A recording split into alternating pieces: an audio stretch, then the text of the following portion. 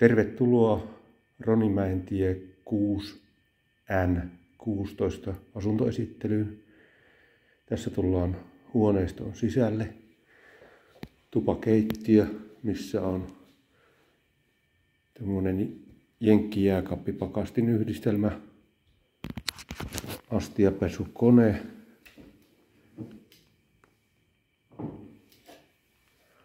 uuni ja keittotaso, keravinen keittotaso, missä on 2 levyä ja liestuuletin. Siistit kaapistot. Ja tästä on sitten kulku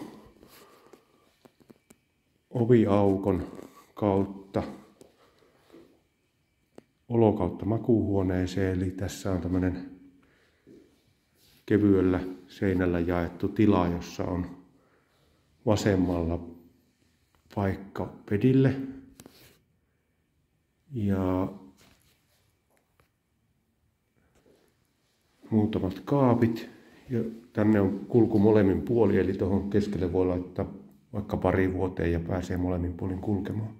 Ja sitten on tosiaan seinän takana tämmöinen pieni oleskelutila.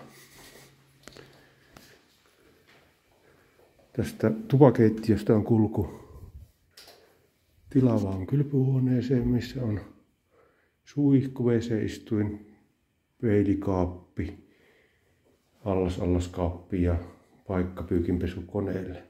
Kytkentä tapahtuu tuonne allaskaapin kautta tuohon viemäri ja puhdasvesi tuohon pyykkikoneelle. Kiitos ajasta ja palataan asiaan.